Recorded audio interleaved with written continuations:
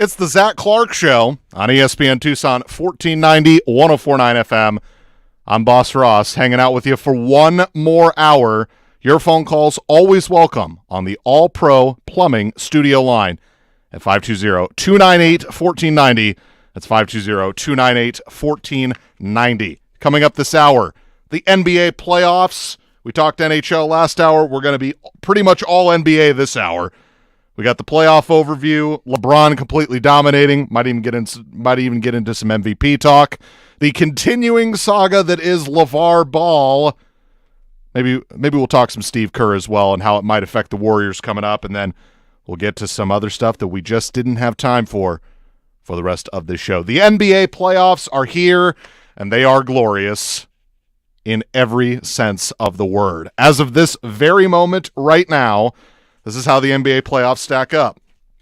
The Golden State Warriors, they're up 3-0, and outside of a brief moment in the Game 3 extravaganza in which Portland had a big lead and then Golden State just turned it on, they have a 3-0 series lead.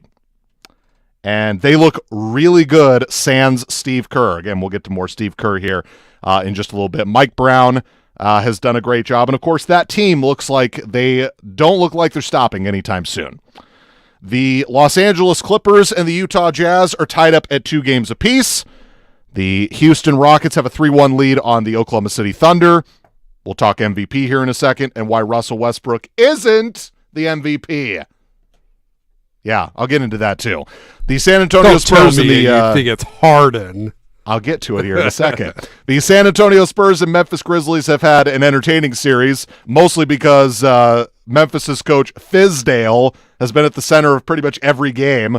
I don't want to talk about the calls, but actually I do. Oh, let's make a shirt with my glasses. Oh, let's actually have a plea out to talk about how to guard Kawhi Leonard. Hilarious. The Boston Celtics, who looked anything but a number 1 seed, losing the first 2 games to the Chicago Bulls, and then Rajon Rondo gets hurt, and apparently the Bulls fall apart. It's not Jimmy Butler that's the catalyst of that team. Apparently Rajon Rondo is. The Washington Wizards are up 2-1 on the Atlanta Hawks. Toronto and Milwaukee. Do you have a score update for me on the Toronto-Milwaukee game over there? I know you did a second ago. They just had it on, and I didn't even bother looking. I know Toronto's up by like 8 or 10. Okay. So the Toronto Raptors have looked like, let's see, it is 53-43 with 2 minutes to go in the first half. There you go, everybody. We also have on the Chicago Cubs winning 9-1 over the Pittsburgh Pirates here in the studio. Gosh, they look good. No, I turned it over to TNT. I see. Well, good, because that game was getting boring. So the Toronto Raptors look like, the Raptors from Jurassic Park one game, and then the next game they look like Barney. Which, by the way, the Bucks played Barney's theme song when the Raptors came out for warm-ups. Hilarious. Awesome. Plus, there was a meme of Barney on their uniform with Lowry and DeRozan. Classic. And then there's the series in which the Cleveland Cavaliers said, we openly do not respect the Indiana Pacers, and just beat them 4-0. It is amazing to me how done Paul George is with the Indiana Pacers. He's done. After that press conference, he's done. They can't bring him back now. That being said, have you just seen the video of Larry Bird in Indianapolis putting in a bid for the 2021 All-Star Game, the NBA All-Star Game? Good for him. In an Indy car. That's actually... All 6'10" of Larry Bird. That's actually awesome. Crammed inside of the Indy car. The hick from French Lick. Yep. That guy... He will never not be in my top 5 or 6 players of all time, ever. That guy, you know what?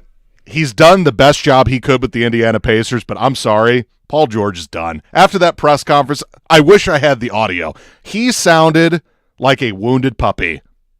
Oh, well, we're up 26 points, and I saw it happening from a mile away, but, yeah, I didn't do anything about it. Yeah, he let Jeff Teague and Monte Ellis take over. That's not a leader. Paul George just proved to me that no matter how talented he is a really, really, really good number 2 option. Now he's in the same sentence as Carmelo Anthony to me. Yeah, I said that. And then Nate McMillan basically backed up Paul George. He was like, yeah, Paul George should have taken over. What? You're up 26 points in an NBA basketball game. How do you blow that? How? Oh, yeah, because... Well, up until now, it hadn't been done. So No, because you let Monte Ellis and Jeff Teague run your offense instead of Paul George. Paul George, if he was a leader, he would have gone up and said, give me the ball. He would have pulled a Keyshawn Johnson. Give me the dang ball. He would have, but he's not a leader. I'll tell you what, if Paul George was on that Portland team that's down 3-0, they could come back. Yes, I said it. That would be hilarious. Golden State loses 3-1 in the finals and then is the first team to blow a 3-0 lead in the first round. Or actually, the first time ever that a team blows a 3-0 series lead. That would be funny. Paul George will be a great fit elsewhere. And guess what? If Larry Bird wants the All-Star game to go to Indianapolis, awesome. Is it the Conseco Fieldhouse or what's the name for it now? It's a beautiful facility. I've never been to Indianapolis, but I've heard it's a great town. Actually, you've been there. You could tell people all about how great of a town it is. Well, yeah, I sit here and brag about it all day, but I just think if you are Indy, are you looking to trade him then? Are you looking to try to get value for him while you can? I would. What are you going to get for him? Well, I think I proposed this deal earlier. They should trade Paul George to the Washington Wizards and get Bradley Beal and Oubre and maybe a pick. Or just do Beal for George straight up if they'll do it. But if you're Washington, are you going to do that? I would. As great as Bradley Beal and John Wall have played together since they're both healthy this year, I'd do it. They're more balanced. John Wall and Bradley Beal are two kids on a playground fighting over toys. I say that because they're both talented and they both want to one-up each other, but guess what? At the end of the day, some kid, LeBron James, is going to come by and take all the toys and just beat him. Whereas you need the complementary piece, a Paul George, to work with a John Wall. And yes, I'm saying John Wall is a superstar. He is. John Wall needs that player that will keep him going, that doesn't try to just fight with him all the time. And Bradley Beal's got to go. The NBA playoffs have been fantastic. You want to talk about drama? I mean, look, Cleveland and Golden State, everybody thinks it's going to be part 3. Part 3 for the title. I mean, LeBron looks like he's just saying, oh, yeah, I'm in the Eastern Conference. I respect none of you. Chose. No, seriously, when they play Toronto or Milwaukee, you think either of them have a chance at beating them in a 7-game series? I don't. I have no faith. Do you know when the last time he lost a first-round game was? Maybe his rookie year? Not quite that long ago. I'm not a series, a game. Oh. A first-round game. Okay. It's not a series, while. a single game. 2012. I think they showed a stat where he's now like 9-0 in first-round playoff series in the last. I guess the only guys that are close are the 3 San Antonio guys. That is amazing. That is like the antithesis of Carmelo Anthony, who couldn't win a first-round game to save his life. That's an amazing stat. It just shows you how dominant a guy like LeBron is. Oh, yeah. And how much we just take him for granted. His sheer awesomeness. LeBron's probably going to finish like 4th in the MVP voting this year. And this year, okay, it fits. But normally I'd say if he's out of the top 3, you're crazy. Mm-hmm. But when you have Russell Westbrook doing the things he did this year, and James Harden doing the things he did this year, and Kawhi Leonard being the player he was this year, LeBron finishing 4th, I'm okay with that in the MVP voting. However, Russell Westbrook, that guy should not be a shoo-in for the MVP. I'll give you some fun facts. Yes, he has now the most triple-doubles ever in a regular season. He's also only the 2nd player ever to average a triple-double in a season, Oscar Robertson. He also played 10 less minutes per game than Oscar Robertson did in order to complete said task. Oscar Robertson did it without a three-point line. Now, Oscar Robertson also had a couple of guys, I don't know if you've heard of them, Kareem. Look, all I'm saying is it's impressive. He deserves all the accolades he gets. But he's not the MVP. He's not. James Harden is. Why do you say that? Look, when Russell Westbrook was playing with playing with Kevin Durant, he was still basically the same player, was he not? More or less. I mean, maybe less assists, maybe less rebounds, but he was basically the same style of player, right? I don't think he took as many shots, right? Because the offense would flow through Kevin Durant a little bit. Okay, but let's be honest. Billy Donovan, Scott Brooks, to me, same coach. I mean, it's not an upgrade, is my point. James Harden went to a completely different system. Mike D'Antoni. You know what Mike D'Antoni runs? We're just going to run and run and run and run and run. Well, that's the thing, is that system is perfect for either of those guys, whether you put a Westbrook or a Harden in that. But James Harden had to change his game. Russell Westbrook did not. Russell Westbrook just got the green light to do whatever he wanted to do. James Harden got the green light to be a more complete player. James Harden went from being an elite scorer to being an elite passer. He was always a good passer, but now he's an elite passer. He's always been a good rebounder for a guard. Or is it just because of the system he's in? And that might be part of it too. He's dealing with a floor being opened up a bit more where he can drive and kick out to open shooters. But am I really saying that Russell Westbrook is the most valuable player on a team that finished 6th in a conference? Look, I get that the triple-double thing, it's impressive. Oh, yeah. And he's probably going to win the MVP. I disagree with it, but he's probably going to win the MVP. I guess my thing is, okay, let's take both of those guys off of their teams, respectively. How do those teams do? Oh, they're both terrible. Or you switch them. How would Westbrook do in Houston? How would Harden do in Oklahoma City? I actually think Harden would improve. Okay. Russell Westbrook goes 1,000 miles an hour. Mike D'Antoni's system probably wants you to go like 500 miles an hour. He'd probably ruin that system. No, he'd probably be like, oh, let's run. Wait, the rest of my team is back there. Well, I guess, okay. James Harden to me is the more complete basketball player, in my opinion.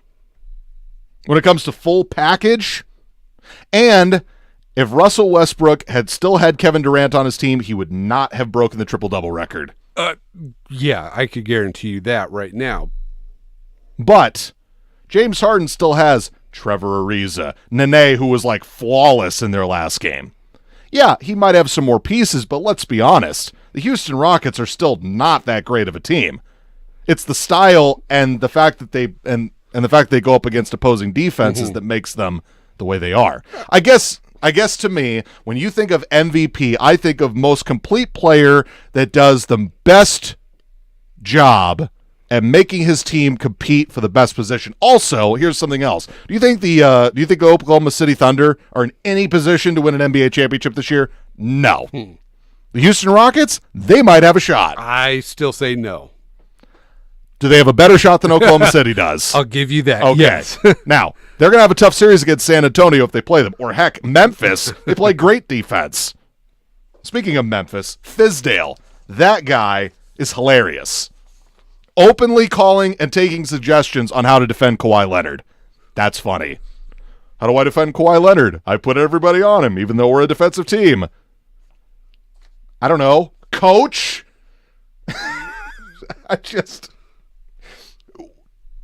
What does he want to GoFundMe? I'll take your money for your playbook on how to guard Kawhi Leonard. What? Figure it out. You're a smart guy. Look.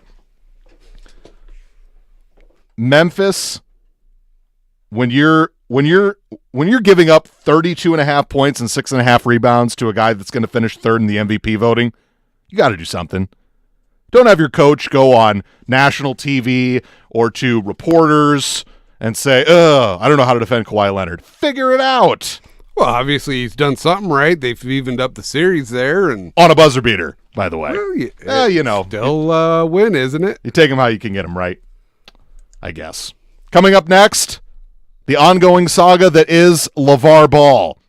We've got some great audio about how he's the worst thing in 100 years, and he's grilling chicken. We'll have that coming back here on the Zach Clark Show with me, Boss Ross. You're on ESPN Tucson, 1490 and 104.9 FM.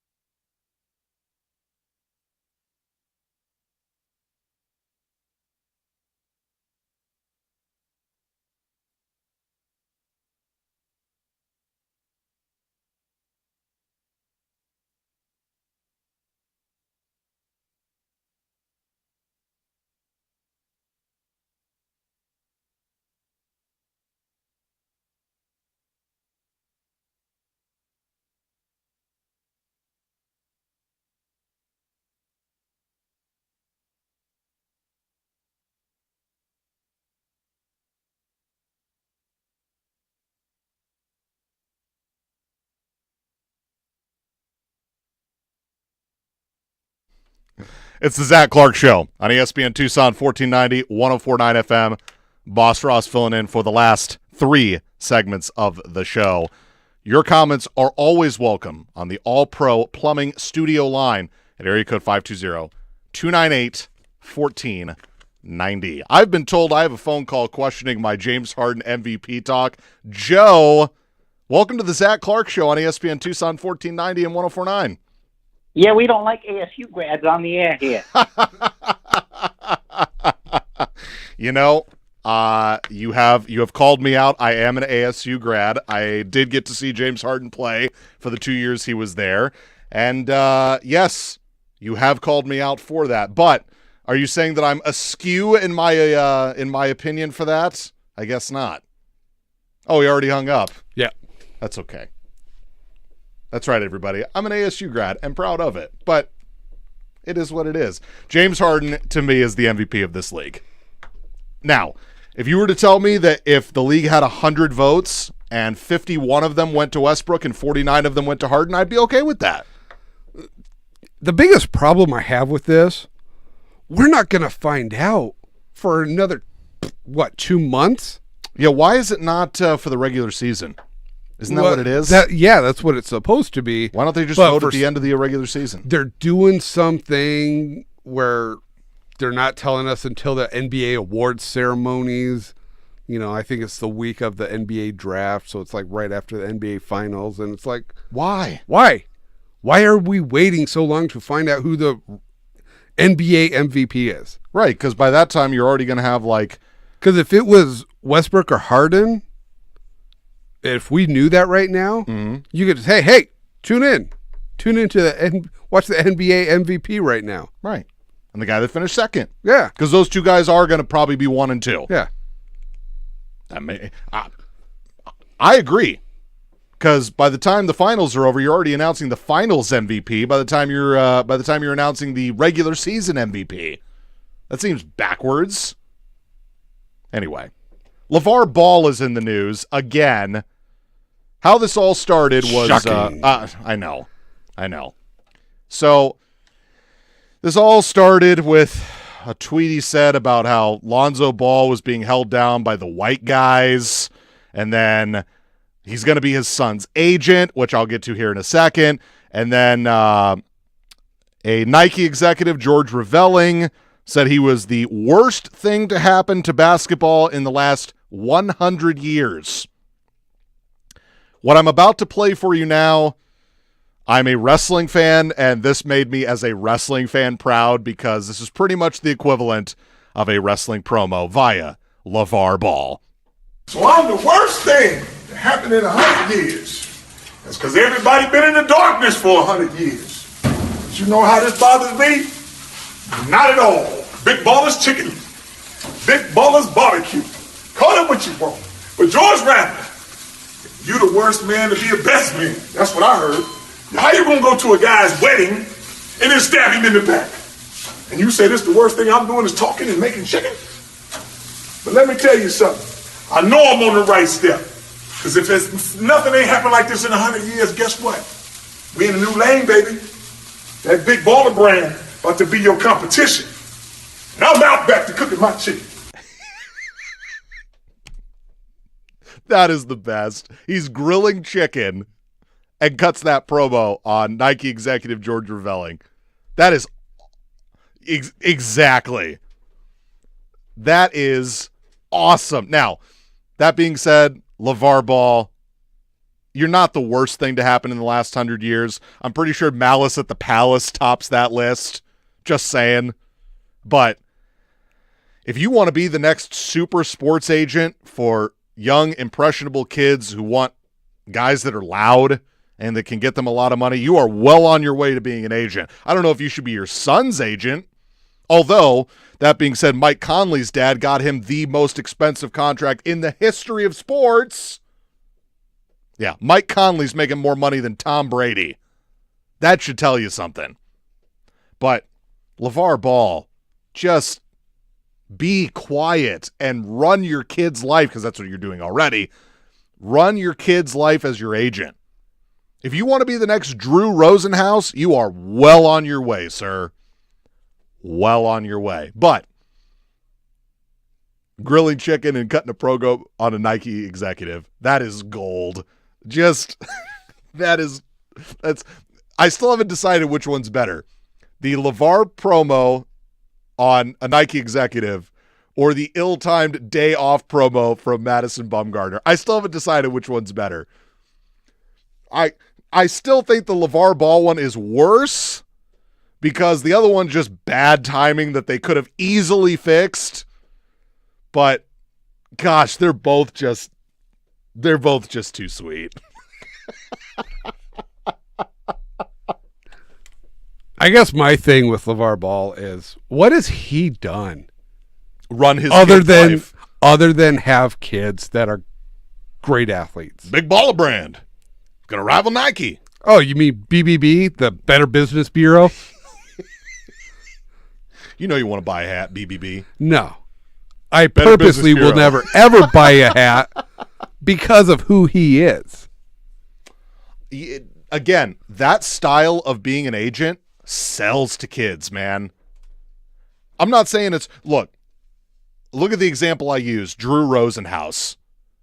Look how much money he made for his clients, and he was obnoxious. And sometimes people want agents that will go above and beyond and be loud and be proud and be upfront and be their job. I blame Jerry Maguire for all of this, really. But point is that LeVar Ball needs to just get out of the spotlight. He's got his big baller brand. One of his 3 sons is about to go to the NBA. Probably be the number 2 overall pick. Well, that's the thing. He's using his sons to promote him. Of course in he his is. business. Of course. That, of course. To me, that's just scumbag. I agree that using your kids to promote yourself is a terrible thing to do. I understand that. But I would hope that we're in the majority when we think that. I would hope. But the minority of people that agree with what LeVar Ball's doing and love what he does and thinks of him as the next great super agent, okay. Have fun. Because guess what? It's only going to get worse.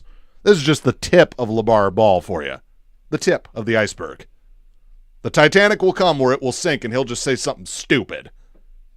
And mind you, he's already said some dumb things. But guess what? People are talking about him, which is what he wants, right? Yeah. I'm talking about him on this show. Making headlines because people want attention. Yeah. I'm talking about him saying, don't ever buy anything from that man. Triple B. Grilling some chicken. Better Business Bureau. I love it. He'd be a great wrestling manager. Grill me some chicken. Throw a punch. Anyway, coming up on the show, coming up next, I should say, Steve Kerr. The ongoing Steve Kerr injury saga. He might miss the rest of the playoffs. Will it affect the Warriors? Are they still the favorites? Does Cleveland even care? Your phone calls on the All-Pro Plumbing Studio line, 298-1490, on the Zach Clark Show with Boss Ross here on ESPN Tucson, 1490 and 104.9 FM.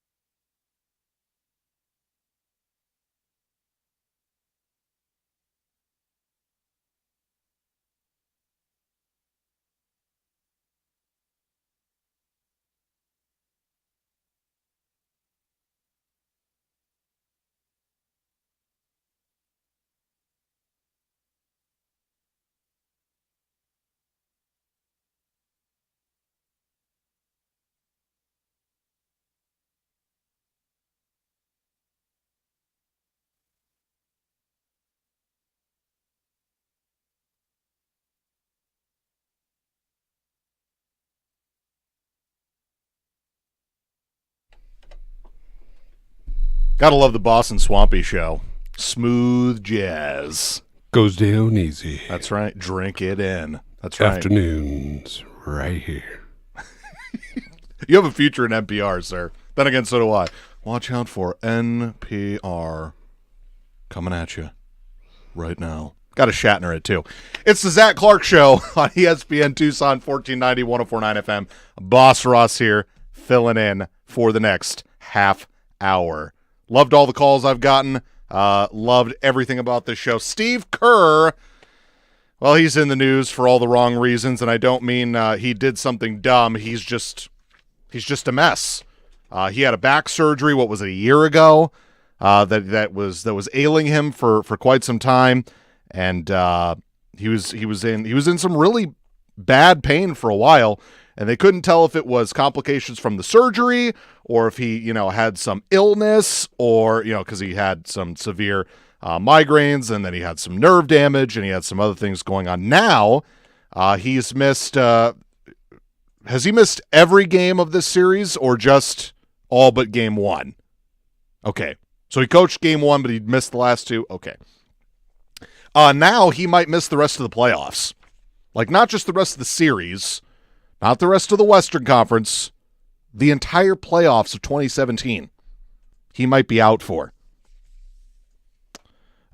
He did an interview with Fox Sports in which he said, this is not going to be a case where I'm coaching one night and not coaching the next. I'm not going to do that to our team, to our staff. We're hoping that over the next week or two or whatever it is, I can start to make a definitive realization or deduction or just feel that I'm going to do this or not. That is with an interview with Fox Sports that he claimed that with. Mike Brown is the interim coach for now, and he's done a pretty good job. But the Warriors have played very well without him anyway. So the real question is, could the Warriors be coached by anybody and still win not only the West but win a championship? I was going to say, I could go coach this Warriors team, and my gosh, they'd probably make it at least to the Western Conference Finals. So are we saying that Luke Walton could have just sat there and just said, all right, go play? I think for the most part, yeah. Okay. I mean, it's a situation where there's just so much talent on that team, and it seems to just flow by itself. Oh, yeah. They don't need a whole lot of coaching per se. The coaching is making little tweaks here and there. Hey, here's what I saw when you came off that screen and roll. Why don't you try popping out here next time, or cutting over this way a little bit more? Well, it also helps when if Steph Curry has a bad game, Klay Thompson can pick it up. If both of those two guys have a bad game, Durant can go off. If all three of those guys have a bad game, Draymond Green can have a good game. And heck, in that last game, you know who their most important player was down the stretch? JaVale McGee, of all people. And Portland's got a good team. They actually took them 6 games last year. So, look, Golden State looks to be in a nice groove. A nice groove. I believe after they close out Portland, I'd have to look here. Are they playing the winner of Jazz Clippers? I think that's right. I'd have to verify that just to be sure. Okay. So that series, when Rudy Gobert doesn't play, the Jazz are done. But when he plays, they could probably beat the Clippers. Is Golden State worried about either of them with or without Steve Kerr? I doubt it. Yeah, I mean, especially, Blake Griffin being out now. And is he out for the rest of the series? Yeah. Okay. See that? Now, Chris Paul's playing like the Chris Paul from 5 years ago. That's what scares me about. Because, look, Gordon Hayward went off for 40 points, and they still lost. There's another budding superstar for you right there. That was the same night that Harden scored 40 points, and they lost. That is amazing. The point is that, yes, Steve Kerr is an important piece of that puzzle, an important ingredient in that soup, right? He makes Golden State better as a coach. But if you take him away, I don't know if the Warriors are they're just lacking something. There are some teams, you take a coach off their team, they're done. Done. There are very few instances where a coach cannot be there and they be fine. I'll give you an example. I think the San Antonio Spurs are so well run that if Popovich was gone for the rest of the playoffs, I think they'd be okay. I truly think they do and would. But you take Mike D'Antoni off the Rockets, I think that's a disaster. Because that's at least somewhat controlled chaos. And even though I don't really partake in Mike D'Antoni's philosophy offensively, I don't think it works. He's there to control the chaos. And it's worked. But Steve Kerr, again, I know it's a bit of a layman's term here. It's more of, all right, here you go. Here's the ball. Go play. Because the Warriors have proven, at least for the last couple seasons, that they can get that done. And then there's the whole, well, if Mark Jackson was here, would they still be viable to win a championship? People who still want Mark Jackson to be the Warriors coach because he had the blueprint for Steve Kerr to take over and send him to 2 straight finals, and they probably should have won last year. And they went 67-15 this year. I still think last year the fact of them going for 72 is what killed them. But you're down 3-1 and LeBron says, I'm not losing. Kind of hard to overcome. But Steve Kerr is, look, Mike Brown has proven that he can coach in this league. I'm not saying he's a great coach, but he's proven he can coach, and I think they'll be fine. They'll close out Portland.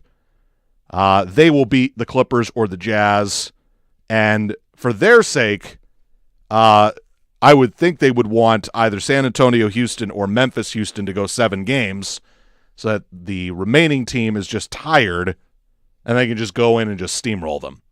Although, I'm telling you, if Houston can get on a roll and be at that same type of schedule where they're not playing 3, 4, 5 more games than the Warriors, they might have a shot. I still think San Antonio gives them a better series, but heck, they might not even beat Memphis. But prayers go out to Steve Kerr. The guy's done a great job, taking over a team that clearly needed that extra boost from when Mark Jackson was coaching them. So Steve Kerr's made a difference. He is going to make a difference. I just don't know if it's going to mean so much of a difference that they just don't make the finals again this year. And that last game where they could have very easily just said, all right, we're up 2-0. Portland decides to have a really good first half. All right, we'll just give them this one. That's something Cleveland would do, actually, because they can. But Golden State, they might have the killer instinct because of this. I'm not saying Steve Kerr can't put in that killer instinct for the Warriors. Because, again, he's an important piece of the puzzle, an important ingredient of the soup. I say that analogy again. He is important. But I think they'll be fine. I do. The Warriors are just, they're just awesome. And Cleveland, you know what? I hope it's Cleveland Golden State 3, and I hope they're both as healthy as they're going to be. I want Kevin Love to be healthy for that series. I want Kyrie to go off again. I want Golden State and Cleveland to have another heavyweight fight, because that's what the first 2 series were. They were heavyweight fights, and people want to see the third one. You pay for 2 movies, and you go see the third one to see how it all ends. That's what people want. That's great drama. I was talking about how the NHL playoffs were great drama, epic television.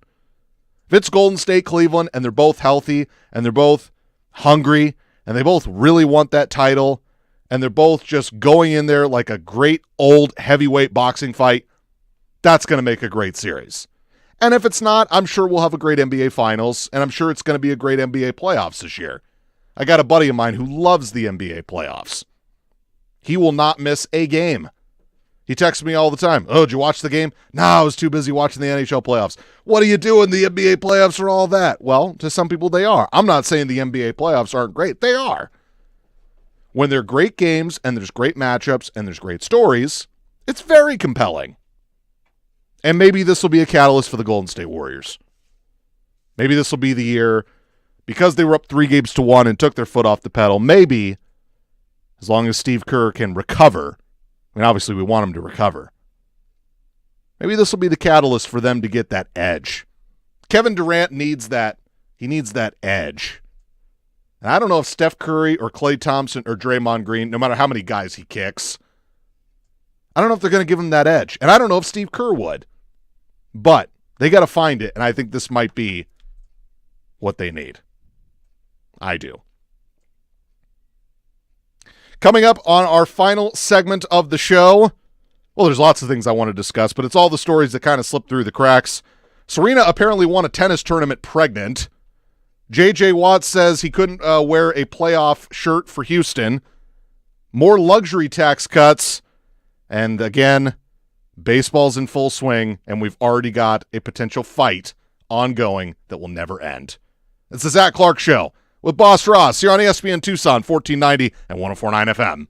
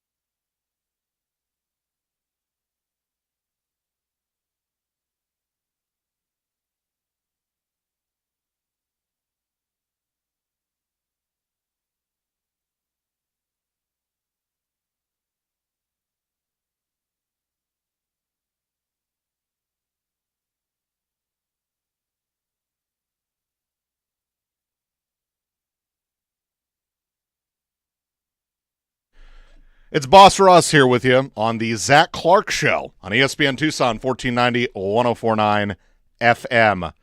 We've covered a lot of territory today, everybody, but these are the stories that simply slipped through the cracks. Apparently, Serena Williams won the Australian Open pregnant, and social media went bananas. Seriously, check out some of these tweets. I don't know who you think the greatest athlete ever is. They didn't win a major title pregnant. Serena won the Australian Open while pregnant, and Novak retired from a match with a sore throat. That's another tennis player, for those of you that don't know. Let's see here. Oh, here's a good one from Brooklyn Decker. She won a Grand Slam pregnant. I needed Andy to dress me, carry me, and delicately place me on the toilet when I was 4 weeks pregnant. She's, look, Serena Williams is, she's something. And, you know, she's doing the whole clothing line thing with her sister, and she's engaged to one of the co-founders of Reddit, and she's winning Grand Slam tournaments while being preggo. That is impressive. I'm not going to lie. And is she the greatest female tennis player of all time? Probably. Some might even say she's the greatest tennis player of all time and one of the best athletes of all time. My question is, so is it worse playing pregnant or playing hurt? Because, I mean, you are somewhat endangering the child, are you not? I would think. I mean, she takes a bad fall, bad bump. I'm just saying. It's impressive. It is, but...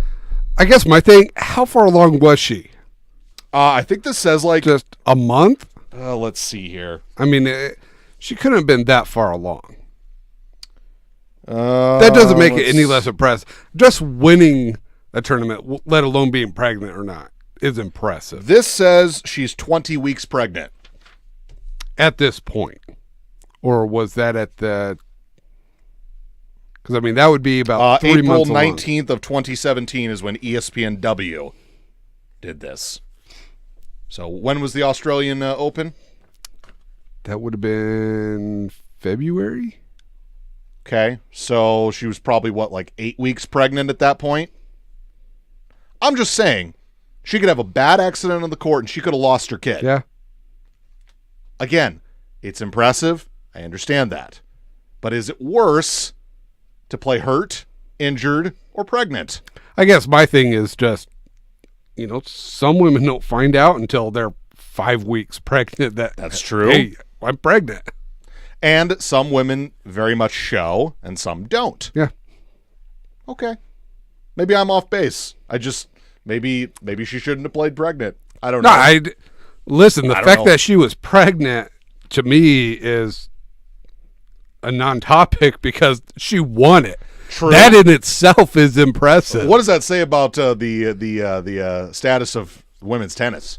That a pregnant woman just won the tournament. I'm just saying. I mean, look, Serena's awesome. She is. I'm not trying to sound like a chauvinist here. I'm just saying it's impressive and it's kind of weird. That's just me. J.J. Watt went to a Rockets playoff game and apparently did not want to put the shirt on. He then later tweeted and said it did not fit, which, of course, started the whole social media argument of he doesn't care about the city of Houston, which is ridiculous because all those shirts are one size fit all. J.J. Watt is a ginormous man. I don't know if you know this, but fat people have a hard time buying clothes and really ripped people have a hard time buying clothes. There's not a lot for them. So maybe if they beat the Thunder, which they should, maybe you should just let J.J. Watt get a shirt that fits him. I guess my thing was, okay, if he does put it on and it's super tight and, right, you know, scrunches him and all I would just sorts want him of to Hulk places, out and just you know, break the shirt. Yeah, then people would be ripping him for that. Right. You know, it's right. City of Houston, it's J.J. Watt. You embraced him. He embraced you. You just gave him a shirt that didn't fit. You're fine. Don't overreact. You should overreact about the fact that you just got rid of Brock Osweiler, even though you overpaid him, and now you don't have a quarterback. And your team's kind of in disarray. Oh, wait, it has been forever. Just saying. That's what you should be worried about. No. Or just worry about the Rockets and if they can make the Western Conference Finals this year. Might be a challenge. San Antonio-Memphis is a tough matchup.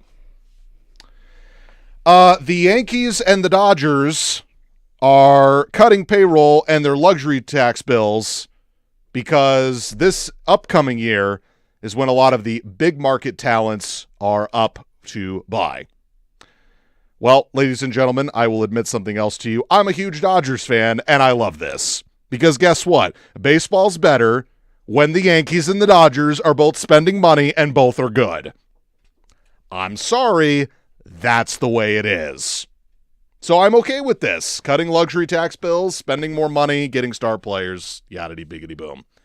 And last but not least, Manny Machado and Dustin Pedroia. So Manny Machado slid into Dustin Pedroia's leg. I saw the replay. It looked like an accident. Well, in their last game, Boston threw at Manny Machado's head, and it escalates. Look, everybody, I realize intent is hard to grasp, especially if you either know the person or don't know the person, but it was an accident. That escalated quick. Let's not start beaning people. I get it. It's gamesmanship. Move on. Anyway, that's our show, everybody. It's been an absolute pleasure to fill in for Zach Clark. I appreciate the opportunity. Stacy, you have been a godsend here on this show, and I appreciate everything that you do. We have Padres Diamondbacks coming up here, actually, as soon as this show is over. Chacin and Greinke, who apparently had a 1-0 game the last time they played. Don't forget, Ryan Finley from the Arizona Daily Star. He'll be in tomorrow and Wednesday. And Zach Clark will be back with Ryan Finley and Michael Lev, the beat writer from U of A football from the Daily Star. They will have all of your NFL draft coverage. This has been Boss Ross filling in for Zach Clark on ESPN Tucson, 1490 and 104.9 FM.